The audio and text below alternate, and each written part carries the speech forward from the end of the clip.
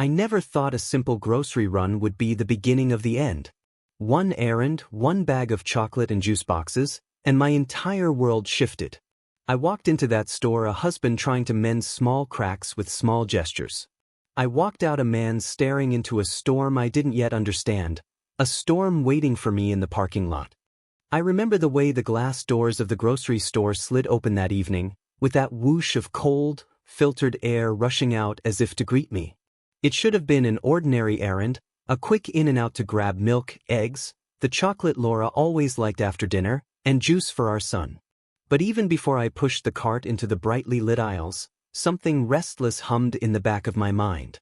Maybe it was the way Laura didn't even look up when I offered, with a smile, to let her stay in the car scrolling her phone. I told myself it was kindness, she'd been tired, and I wanted to surprise her. But another voice, quieter, said it was avoidance. That lately, too many moments between us had been marked by silence, by sighs, by her eyes flicking away too quickly when I spoke. Still, I wanted to believe we were fine. So I moved through the aisles with purpose, letting the sterile brightness and faint buzz of refrigerators drown out my thoughts. I picked up the juice boxes our son loved, the brand of chocolate that always made Laura's lips curl into a small, pleased smile. I even grabbed her favorite brand of shampoo, remembering she'd mentioned running low. These were the little gestures, I thought, the small bricks that rebuilt a marriage when bigger conversations felt too heavy. Love wasn't just grand declarations, it was showing up with her favorite bar of chocolate, the one with sea salt and almonds, as if to say, I see you, even when I forget to say the words. But as I reached for a loaf of bread, I felt the unease again. Not jealousy, not suspicion. Just a hollowness, like walking into a familiar room and noticing something missing, though you can't quite name it. We hadn't touched much lately. Sex had become rare, a thing we treated like a scheduled chore rather than a moment of intimacy. I told myself it was work, the stress of bills, the exhaustion of parenting a growing child. But still, when I watched her dress in the mornings, her blouse slipping over bare skin, her perfume clinging to the air, I felt desire. That part of me hadn't gone quiet. It was only her who seemed untouched, uninterested, her kisses light as smoke that vanished before I could hold on. I loaded the cart quickly, imagining her smile when I returned with the chocolate, her laugh at the oranges I'd tossed in, her teasing me about always forgetting one item.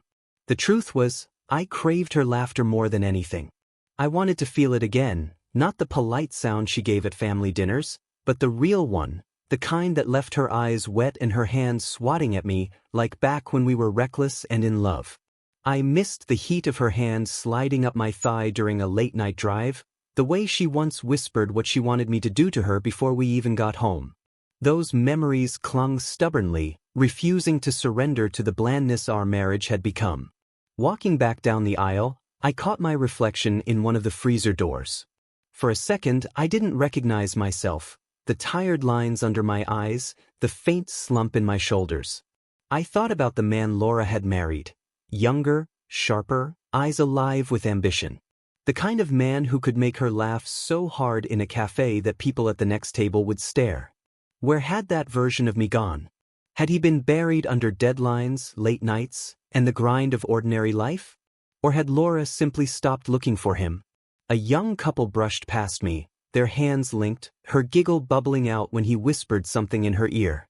There was heat in the way they looked at each other, that raw magnetism of new love, or maybe just lust.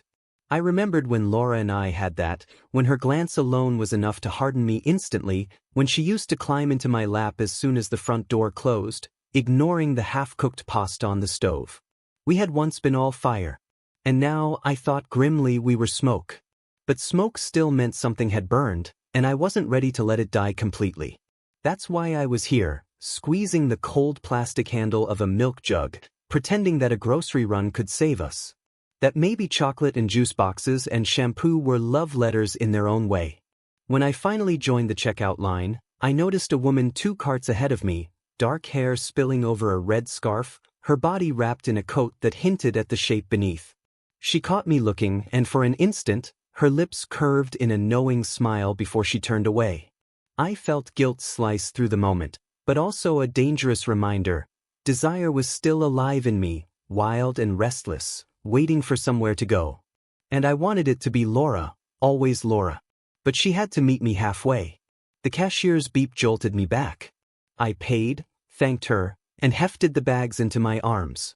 The automatic doors slid open, the night air wrapping itself around me, cool and almost cleansing. I imagined the way Laura's eyes would light up when she saw the chocolate, when I kissed her hand the way I used to, reminding her of everything we once were.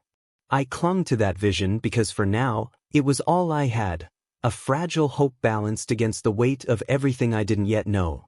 The sliding doors sighed shut behind me, and the weight of the bags bit into my fingers in a way that felt almost righteous, like proof that small efforts still mattered. The parking lot was glazed with a thin sheen of evening damp, lamps casting halos in the mist.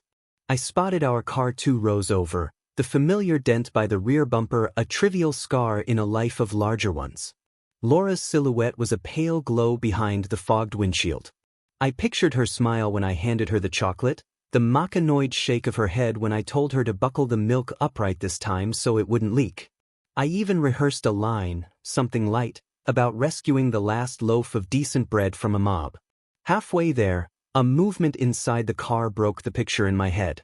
A shape shifted in the back seat, too tall, too broad to be Laura leaning over for her bag. I slowed. The plastic handles stretched and creaked. An orange rolled against my wrist, cool and taut, as if to remind me the world had weight. At first I told myself she'd climbed into the back to find our son's missing toy, or to pick up a jacket that had fallen. I told myself anything that would keep my feet moving. But then another shape moved in the rear window, a shoulder, a head, the unmistakable silhouette of another man. The bags slid lower against my calves. My mouth went dry, the kind of dryness that turns your tongue into a useless hinge. I stopped 2 cars away. The key fob pressed a hard circle into my palm. I could hear the distant whine of a cart being collected, the clack of wheels over a seam in the asphalt. Inside our car, the figures paused. For a split second I saw Laura's face in profile, lips parted, hair pushed back from her temple in a way I knew, messy, deliberate, the way she used to look after we'd kissed too long in the dark entryway, breathless and smiling. Heat and horror spiked together in me like crossed wires. One bag slipped. It hit the asphalt with a wet thud. The mesh tore and oranges tumbled, bright moons rolling in every direction, colliding with tires and vanishing under bumpers. A bottle of juice bounced twice and settled. The sound cracked the moment open. The rear door of our car jerked, then swung. Cold air spilled into the cabin, and the interior light flashed on, bright as an interrogation. Laura stepped out first. She didn't look startled. She didn't look ashamed. She stepped down, smoothing her skirt with one hand and pinning her hair behind her ear with the other, exactly as if she were leaving a movie theater or a cafe. Her eyes flicked to the fallen bag, then to me, and then, almost lazily, to the man still inside. He didn't meet my eyes. He was just a dense, dark shape that slid across the back seat, then across the glass. A second later I heard another car door shut somewhere behind me. When I turned, there was a gray sedan idling in the next row, headlights already on. The shadow in our back seat was gone. I wanted to shout. I wanted to lunge forward and wrench our door open, to drag answers out of the interior like contraband. Instead I stood there gripping the second bag so tightly my knuckles stung. The cold cut through my coat. My breath came out thin and high, like steam from a kettle about to scream. "Hey," Laura said. Her voice was even, bored, as if I'd just returned from picking up a dry cleaning ticket. She glanced at the chocolate peeking out of the top of the bag and smiled a little. "You remembered." I stared past her into the car. The dome light burned on, illuminating the back seat in merciless detail, our son's car seat with a dinosaur sticker peeling off, a crumpled receipt, her lipstick rolled into the corner, a smear of fog on the window where someone's shoulder had leaned. The smell of her perfume hung thick in the air, sweet and musky, braided with something else, breath, sweat, the humid tang of sex layered over the everyday scent of fabric and plastic. It hit me so hard I swayed. "Who was that?" I heard myself ask, but my voice came from far off, like a recording played through a bad speaker. She lifted one shoulder. The gesture, casual and careless, landed like a slap. No one. The word detonated inside my chest. No one. As if a body could be a forgetting. As if a man could fade from existence the moment he left her skin. Laura, I said. I could feel a tremor in my jaw and hated that she could see it. There was a man in our car. She looked at me properly then, as if I'd finally earned enough attention to be worth the cost. You were gone a while, she said, as if that explained anything. And then, impossibly, she stepped closer and reached for the bag still in my hand. Her fingers brushed mine, warm and dry. Let's not make a scene. Not make a scene. The words sparked something primitive. I slapped the bag down on the hood and the eggs rattled.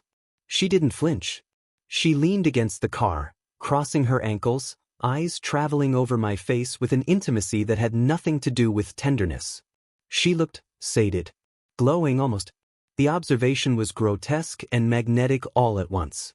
I couldn't stop looking at her mouth. What did you do? I asked. My voice was steadier now, but lower, pulled taut like a cable. What did I do? She let the question hang as if savoring it. Daniel, I waited in the car like you asked. You decided to fight the entire bread aisle. How long were you in there, honestly? She's deflecting, I told myself. Stay on the rails. There was a man in the back seat. Laura sighed as if I'd disappointed her by being predictable. The gray sedan nudged forward, then reversed, then left. A normal car doing normal things. The parking lot resumed its ordinary rhythm. Carts, doors, laughter rising from a group of teenagers by the entrance. And there we were, pinned in the center of it like insects on velvet. You're shaking, she said lightly. You're going to drop the milk. I saw him. Did you? Her gaze wandered over my shoulder, bored already. Daniel, you're holding up traffic.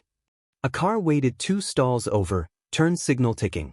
I stepped aside reflexively and it slid past. When I looked back, Laura was watching me with that half smile she'd started using lately, the one that made me feel like a guest at my own table. The dome light still shone. In its pallid glow, I saw the imprint of a knee on the cushion, the twist of a seatbelt, the disordered geometry of a moment that didn't include me. The smell wouldn't let me lie to myself. It was real. It had happened while I was picking out oranges and imagining her laughter. I brought you chocolate, I said. It came out absurd, a man offering flowers to a fire. She looked at the bar like it was a prop in a play she'd seen too many times. Thank you, she said, and tucked it under her arm. Are we done? My heart pounded a drumbeat that made the world small and bright around the edges. Rage skittered up my spine and then away, leaving a vast, echoing space. In that space I noticed everything. The way her hair was a little mussed at the back of her head, the faint smear of lipstick at the corner of her mouth, the calm way she breathed, steady, unafraid. I remembered nights when she'd ridden me on this very seat, laughing at the impossibility of it, daring the world to catch us. I remembered the raw joy of being wanted, and how that joy had once had her name. Get in, she said. It's cold. For a moment I thought I might. I thought I might shove the bags in, close the door, and drive us home where reality would rearrange itself into a safer shape. But my hands wouldn't move. The oranges lay in a constellation around my shoes, dumb and bright. The night felt suddenly deep, the spaces between cars like alleys I could fall into and never climb out of. Who was he? I asked again. Say his name. Laura's mouth softened into something like pity, which was somehow worse than dismissal. She didn't answer.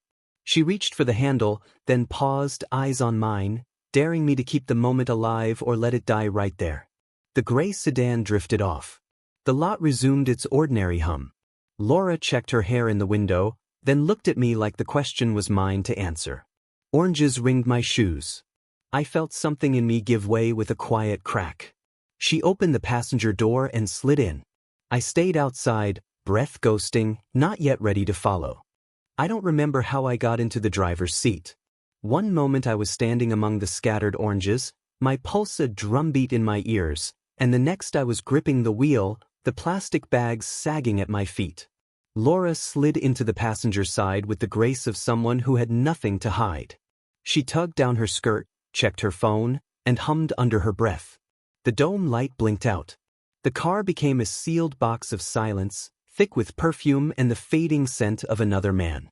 I stared at the windshield, but I wasn't seeing the parking lot anymore. I saw her stepping out of the car with her hair mussed, her lips flushed. I saw the shadow of him, broad shoulders vanishing into that gray sedan. My throat burned. Finally I turned to her. Who was he? The words scraped out of me raw. She tilted her head like I'd asked about the weather. Daniel, you were gone too long. She swiped her screen, thumb dancing over the glow. I have a high libido. This is normal nowadays. Don't be so dramatic. I blinked. The words didn't make sense at first. They didn't even sound like English, more like shards of glass I had to swallow one by one. What did you just say? My voice cracked. Her eyes lifted, bored, almost amused. You heard me. She slipped the chocolate bar out of the bag, broke the corner of the wrapper with her nail, and snapped off a square. She let it melt on her tongue, lips closing slow, as if she were tasting me instead of mocking me. You've been busy. Just distant. I'm not the kind of woman who waits forever. I gripped the wheel harder, my knuckles turning bone white. My mind tried to form arguments, tried to summon anger sharp enough to cut through her calm. But all I could do was stare at her mouth. She looked satisfied. Her skin had that faint glow I remembered from nights when we collapsed together, sweaty and laughing, the bed sheets tangled. Except tonight, it wasn't me who had given her that look. You cheated on me, I said. Saying it out loud felt like being doused with ice water. She laughed. Not loud, not cruel, worse. Soft, like I was a child who had misunderstood something obvious. Cheating? God, Daniel, you're so old-fashioned. Monogamy is outdated. People want freedom. People need freedom. She licked the trace of chocolate from her finger, her eyes holding mine while she did it. If you can't handle that, maybe you're the problem. The words snapped something in me. It wasn't a loud break. It was subtle, deep, like the sound of wood splitting in the cold. I realized in that moment I wasn't looking at my wife anymore. I was looking at a stranger wearing her face. You think this is normal? My voice rose. You think it's normal to, I couldn't even say it. The smell of sweat still lingered in the car, clinging to the fabric. To do this in our car? In front of the store? While I'm inside shopping for you? Her smirk widened. You should have been faster. I felt heat crawl up my neck, fury blinding the edges of my vision. For a second, I wanted to slam my fist into the dashboard, to shatter something the way she had shattered me. But then I thought of our son, his small hands reaching for me this morning, his laughter bubbling when I tickled his ribs. He had no idea. He was at home waiting for us, maybe already asleep with his toy dinosaurs scattered across the floor. The rage inside me hit a wall. I swallowed it whole. I pressed my lips shut so tight they hurt, because if I screamed now, if I let it spill, the echo might follow us all the way home. Laura leaned back in her seat, satisfied. Good. Silent is better. Let's go. I turned the key with hands that shook, the engine rumbling to life. The headlights cut across the wet asphalt, catching the last orange rolling lonely under a car. I gripped the wheel, knuckles throbbing, and pulled us out of the lot. Beside me, Laura hummed again, chocolate melting on her tongue. And for the first time, I realized I wasn't driving my wife home. I was driving a stranger. The drive home was a blur of headlights and red brake lights, my jaw clenched so tightly I thought my teeth might crack. Laura leaned her head against the window, scrolling her phone, the glow painting her cheekbones in pale blue. She was humming faintly, that same indifferent tune she had carried out of the parking lot, as if nothing had happened, like she hadn't just destroyed the scaffolding of our marriage in a handful of words. I gripped the wheel so hard my palms burned. The wipers swished against a drizzle that had begun to fall, rhythmic, almost soothing, a cruel counterpoint to the storm inside me. You're not even going to explain? I finally asked, my voice low, raw. Laura didn't look up. Explain what? I told you already. I like sex. A lot of it.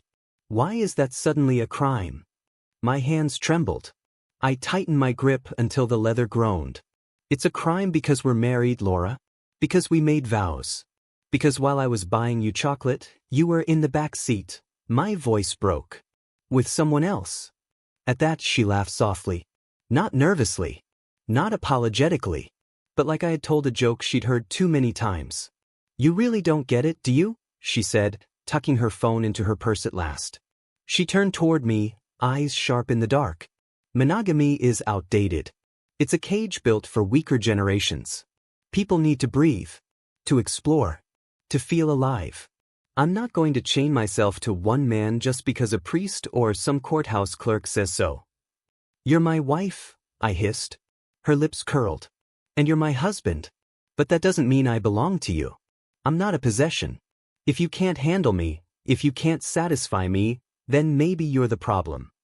The words sliced deep, cleaner than any blade.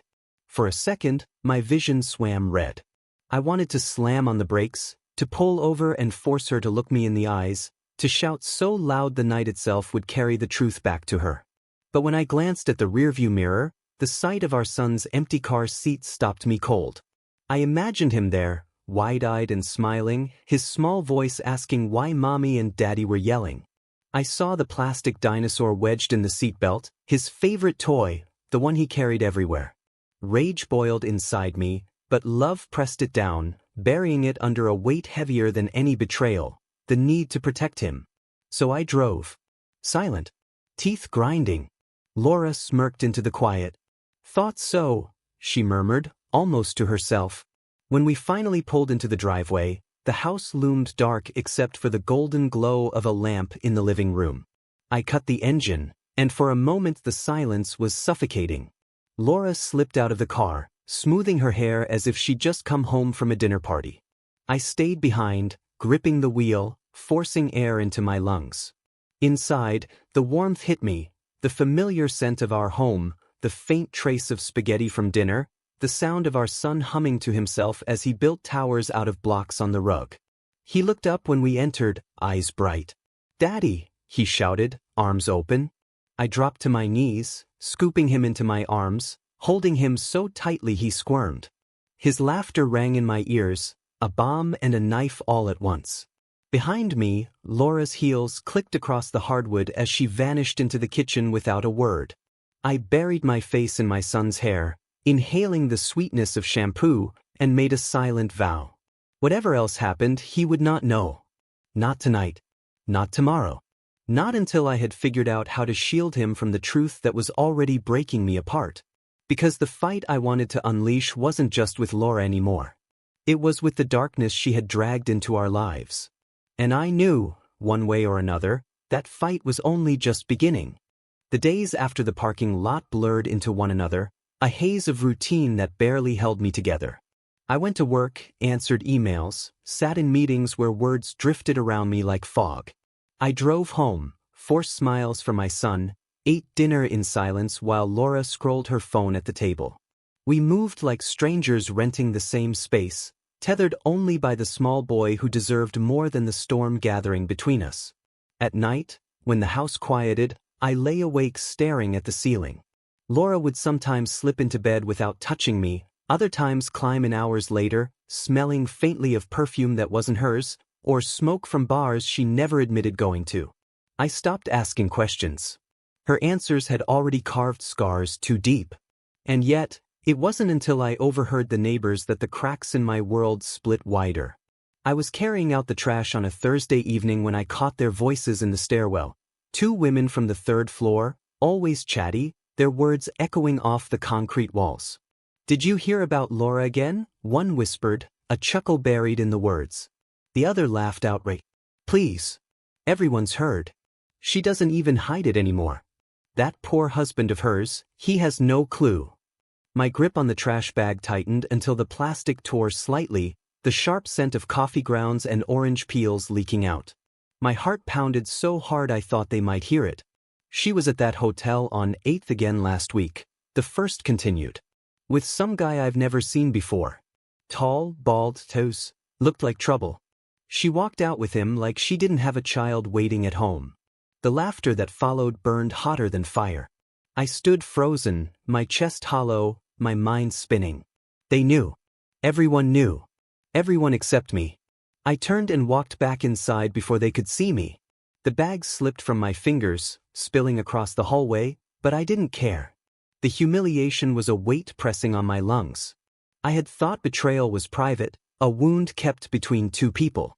But no, Laura had turned it into a spectacle, a joke whispered in stairwells, entertainment for neighbors who smiled at me in daylight while laughing behind my back at night. The next day, at work, a friend pulled me aside. Tom, quiet, dependable, not the type to gossip. He looked uncomfortable, shifting from foot to foot, before speaking. Dan, I don't know if I should say this, he began. Say it, I forced out. He sighed. A few months ago I saw Laura at a bar downtown. She wasn't alone. She was with a guy. Different guy than the one from before, I think. They were close. Too close to be just friends. I didn't want to get in your business, but he trailed off, guilt etched across his face. The words didn't surprise me. Not anymore. They only confirmed what the whispers had already carved into my bones. This wasn't new. It hadn't started in the parking lot. It hadn't started last week or last month. It had been happening for years, maybe as long as I'd been carrying groceries with blind devotion, pretending small gestures could fix what I refused to see.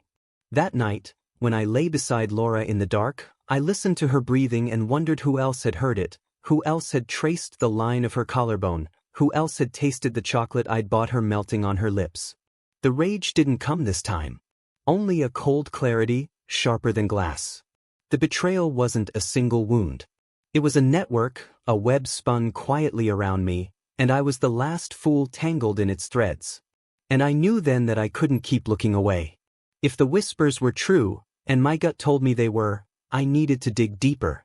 I needed to uncover every truth, no matter how filthy, no matter how much it broke me. Because ignorance was no longer protection. It was poison. And I couldn't let it kill me.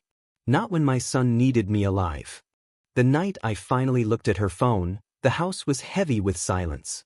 Our son had gone to bed early, curled up with his dinosaur tucked under his chin, breathing soft and even. Laura was in the shower upstairs, steam hissing behind the closed door, her voice humming a tune I didn't recognize. I sat at the kitchen table, my hands flat against the wood, staring at the glow of her phone where it lay charging. The screen pulsed once, new message. Then again. Then again. The sound was a steady, beckoning pulse, like a heartbeat under glass. For weeks I had told myself not to do this. That looking was a line I shouldn't cross, that if I wanted to leave with dignity I should never have evidence in my hands. But I couldn't live in the shadows anymore. The whispers from the stairwell, Tom's confession, the smell in our car, all of it had grown into a single, unbearable weight pressing against my chest. My fingers moved before my mind could stop them. The passcode was our son's birthday. She hadn't even bothered to change it. The screen bloomed to life. Messages filled the screen like a floodgate opening. Not one man. Not two. Dozens. Names saved only as initials or emojis. Group chats with titles that made my stomach twist. Playground, afternoon sparks, flash parties. My thumb hovered over a thread, then tapped. Hotel bookings. Explicit photos. GPS pins for parking lots, bars, gyms, public restrooms. Messages that began with the playful tone of strangers and turned filthy within minutes. Words so casual, so transactional, that reading them felt like swallowing gravel. It wasn't just cheating. It was a whole other life. Scrolling further, I saw her in photos I didn't recognize. Laura in the same red scarf she wore to family dinners, kneeling on a hotel bed beside a man whose face had been cropped out, a sly smile playing at her lips. Another shot of her in our car, hair mussed, blouse unbuttoned, a man's hand sliding over her thigh. I dropped the phone onto the table as if it had burned me. My heart thudded like a hammer in my throat. This wasn't random.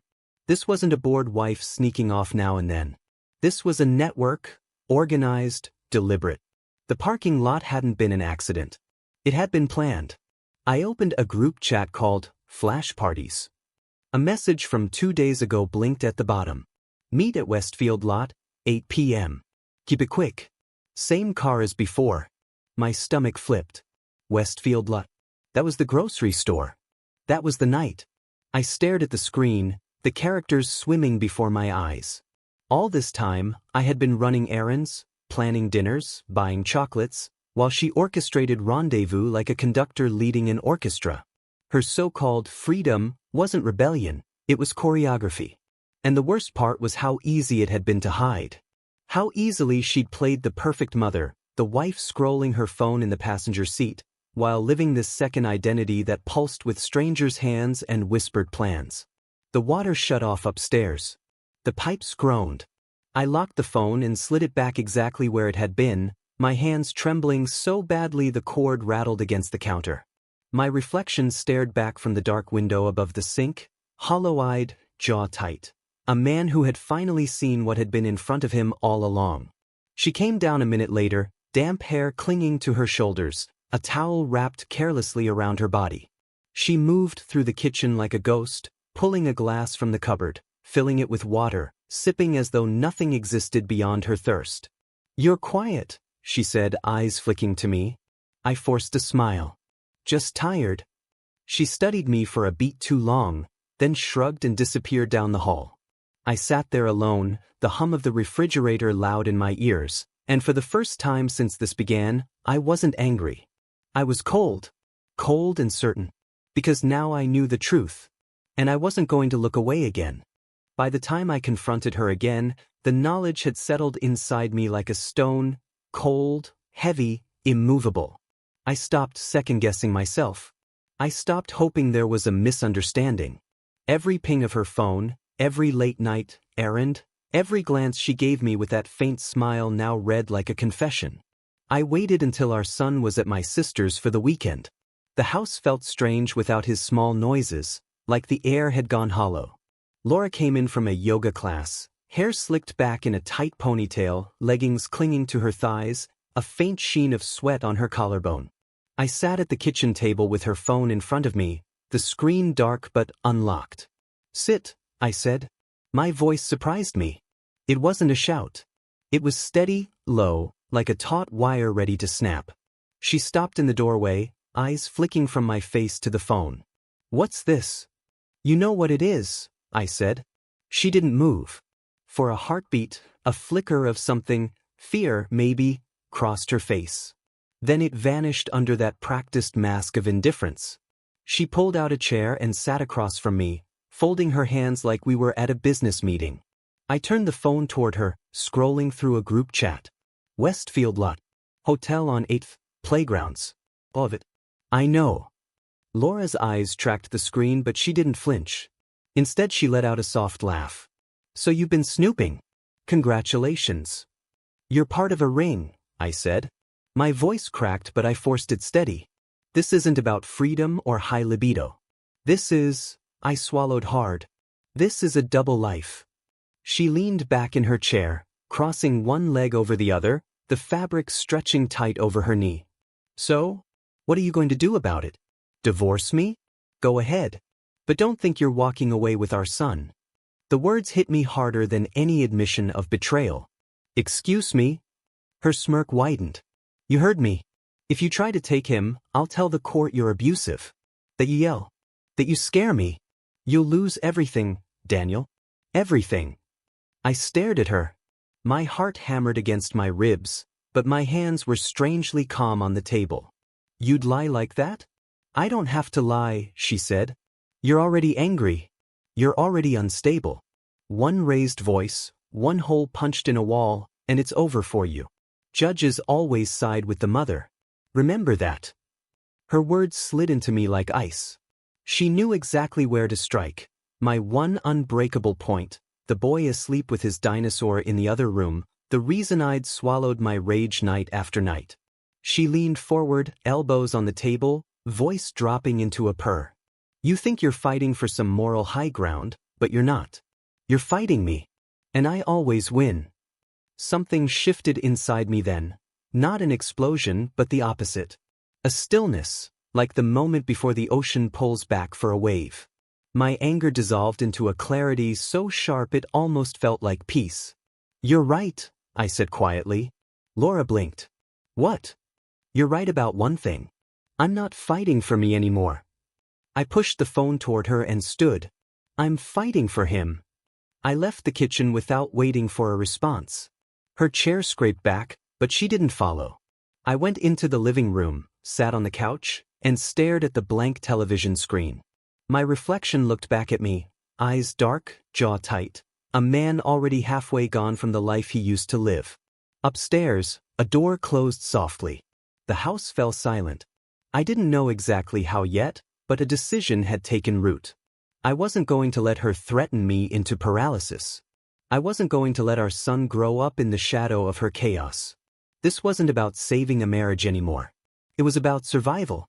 And for the first time in weeks, my hands stopped shaking. I spent the next week moving through the house like a ghost. Laura still played her part, scrolling her phone, humming in the kitchen, vanishing for yoga or errands. But I no longer looked at her as my wife. She was an opponent now, a threat wrapped in the skin of someone I once loved. Every time she brushed past me in the hallway, every time she leaned in too close with that smug little smile, I reminded myself, you can't lose focus. Not now. It was Tom, the same coworker who had quietly admitted he'd seen her at the bar, who pushed me to act. We were standing in the parking lot after work, the autumn air sharp with exhaust, when he said, Dan, you can't just sit in this. Talk to a lawyer. Get advice at least. The word lawyer felt like swallowing glass, but it also sparked something solid. A way forward. The following Tuesday, I sat across from one. Her name was Harris, mid-40s, sharp suit, sharper eyes. She listened without interrupting as I spilled everything. The parking lot, the neighbor's whispers, the messages on her phone, Laura's threats about our son. When I finished, Harris steepled her fingers. I won't lie to you. Custody cases are brutal. Courts often side with mothers unless there's clear evidence of neglect or danger. She left him alone once, I blurted. My chest tightened as I said it. Last year. She said she was just running to the pharmacy, but she was gone almost 2 hours. I came home early from work. He was in his room alone, crying. She brushed it off. Harris's eyes sharpened. Do you have proof? Not yet, I admitted. But I hesitated, then told her about the network, the messages, the hotel bookings. Her pen scratched across the pad in front of her, quick and precise. You need corroboration, she said. Screenshots, witnesses. Something that paints her behavior as reckless, not just unfaithful. Infidelity alone won't sway a custody battle. But neglect? Endangerment? That's different. I nodded, my throat tight. That's when the first piece of luck found me. Later that week, a number I didn't recognize called my phone. The voice on the other end was male, low, hesitant. You don't know me, he said. But I was involved with Laura. The words sent a wave of nausea through me. Go on, I forced out. She dropped me. Moved on like she always does, I guess. But I've seen things, Daniel. Things you need to know. She once bragged about leaving your boy alone so she could meet me. Said you'd never find out. I can testify if it comes to that. I gripped the phone so tightly it creaked. Why would you help me? A bitter laugh. Because she used me. And because I don't want her winning. Not after the way she talks about you, like you're weak, like you'll never leave. His words burned, but beneath the sting was something else, ammunition. When I relayed this to Harris, her eyes lit with calculation. This could change everything. If he's credible and if we can prove the neglect, you stand a real chance. That night, Laura came home late, perfume clouding around her, hair tousled in that telltale way. She leaned over me on the couch, pressing a hand to my chest as if nothing had shattered between us. You're brooding again, she whispered, lips grazing my ear. Maybe I should fix that. Once, the feel of her body so close would have set me on fire. Now it only made my skin crawl. Still, I played my role, letting her think she was in control. Because the battle had begun, and I wasn't about to show my hand too soon. I watched her walk down the hall, her hips swaying with deliberate provocation. And for the first time since the night in the parking lot, I felt something dangerous stirring in me. Not despair. Not helplessness. Resolve. She thought she could threaten me into silence. She thought I was too weak to fight back. But she had underestimated what a father will do when his child's future is at stake. The courthouse smelled like paper and old coffee, a stale blend of nerves and power. Rows of wooden benches lined the room like pews, a false church where people came not to pray but to be judged. I sat at the petitioner's table in my only dark suit, a stack of exhibits and affidavits beside me. My hands trembled once when I picked up a pen, but then steadied. The weeks of sleepless nights, secret meetings with Harris, and the quiet gathering of evidence had burned off everything soft in me. All that was left now was purpose. Across the aisle, Laura sat with her attorney. She wore a fitted navy dress that made her look almost regal, hair pinned back in a neat chignon, lips painted a shade I didn't recognize. She wasn't nervous. If anything, she looked amused, her eyes flicking to me with the same faint smirk she'd worn that night in the parking lot. The bailiff called the court to order. The judge, a woman with steel-gray hair and a stare to match, took her seat. "We're here to hear the custody case of Daniel and Laura Whitman," she said. "Petitioner, you may proceed." Harris rose first, her voice crisp, laying out the case like a surgeon making incisions. The history of infidelity was not the issue. The issue was repeated, documented neglect.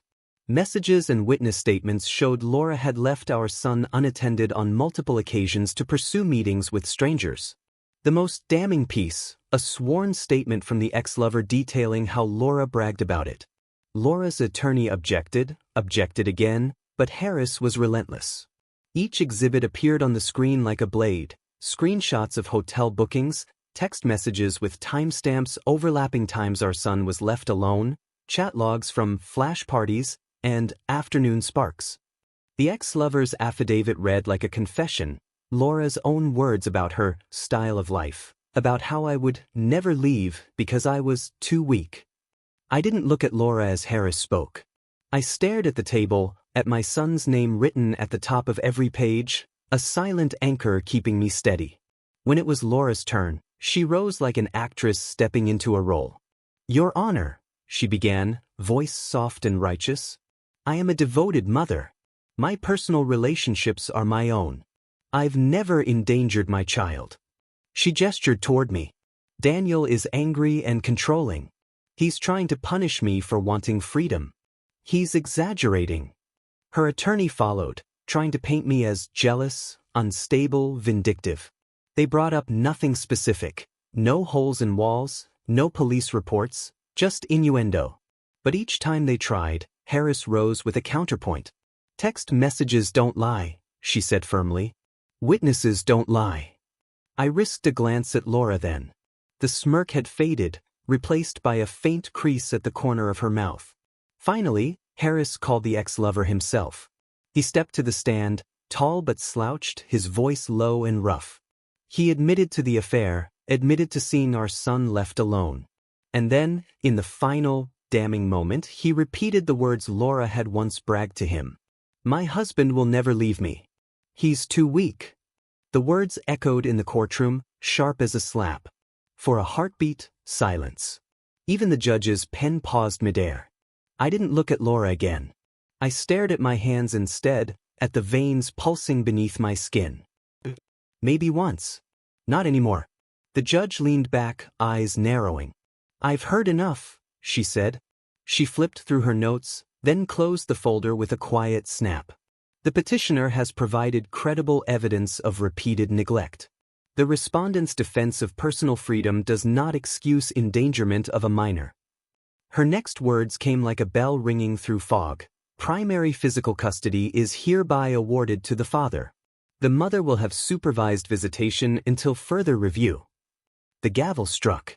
A low buzz filled the room, shuffling papers, murmurs from the gallery. Harris put a hand on my shoulder, a small, steadying weight. My throat closed up. I had imagined this moment 100 times, but the reality felt unreal, like a door opening into air. Laura sat frozen, her lips parted but no sound coming out. She looked at me then, not with scorn, not with triumph, but with something I hadn't seen in her for years. I rose slowly, my knees unsteady, and gathered the folder in my hands. For the first time since the night in the parking lot, the stone in my chest cracked. Not from pain, but from the faint, impossible bloom of relief. I had won. Not for me. For him. And though the battle wasn't over, the war had shifted. The morning after the verdict, the house was too quiet. The kind of quiet that feels unnatural, like the air itself is waiting for something to break. Sunlight streamed weakly through the blinds, striping the living room floor where toys still lay scattered from the night before. I moved through the rooms with purpose, folding shirts into a suitcase, stacking socks and jeans into neat piles, slipping my son's dinosaurs into a plastic bin. Every item felt like a step closer to freedom. Upstairs, I heard him humming to himself, that soft, tuneless sound children make when they feel safe. The sound pushed me forward. I packed faster, not because I wanted to run, but because I needed to. The papers granting me custody were already filed. The law was on my side now. But law alone doesn't keep you safe. Distance does. Laura appeared in the doorway as I zipped up the first bag. Her hair was loose, falling around her shoulders, her eyes shadowed but sharp. She leaned against the frame, arms crossed, watching me. "So that's it?" she asked. Her voice was calm, almost curious, as though she'd walked in on me repairing a leaky faucet instead of dismantling our life together. I didn't look at her. "Yes." She took a step into the room. "You think you've won. That judge doesn't know me like you do. She doesn't see everything I give. All the ways I make things exciting." Her lips curled faintly. "Do you really want to throw that away?" I finally met her eyes. "It's already gone." Something flickered in her expression, annoyance, maybe even panic, but it passed quickly. She changed tactics, her voice softening, almost pleading. "Daniel, please. Don't take him away from me. I'll change. I'll stop. Just, don't do this." The words might have cut me once. But they slid over me now, blunted by everything she had already shown me. Every smirk, every shrug, every whispered threat. I saw not the woman I married, but the stranger who had stood in a parking lot smoothing her hair after a stranger's touch. "You had your chances," I said quietly. Her lips parted as if to fire back another excuse, another lie, but the sound of our son's footsteps thundered down the hall. He burst into the room clutching his dinosaur, eyes wide with excitement. "Daddy, are we going on a trip?" I crouched down, meeting his gaze. "Yeah, buddy. Just you and me. We're going to have an adventure." He grinned, his innocence cutting through the heaviness like sunlight through storm clouds. Behind him, Laura's hand twitched as though she wanted to reach for him. But she didn't. Maybe she knew she couldn't. Not anymore. I lifted the suitcase, balanced the bin of toys on top, and guided my son toward the stairs. The weight was nothing compared to what I was leaving behind. At the front door, Laura's voice called out one last time, sharp and desperate. "You'll regret this." I didn't answer. I buckled my son into the back seat, his dinosaur tucked safely in his lap. He chattered about which songs we should play on the drive, blissfully unaware of the storm that had finally broken behind us. When I slid into the driver's seat, I glanced at the rearview mirror. Laura stood in the doorway, arms hanging at her sides, the morning light painting her in pale gold. For a split second, I thought of the girl I'd fallen in love with, the one who used to laugh so hard in cafes that strangers stared. But I didn't let the thought linger. I started the engine, pulled out of the driveway, and never looked back. The past was behind us, a burned-out husk. Ahead lay freedom, and a promise I whispered under my breath as my son drifted to sleep in the back seat. "You'll grow up safe. You'll grow up loved. And you'll never have to carry her shadows."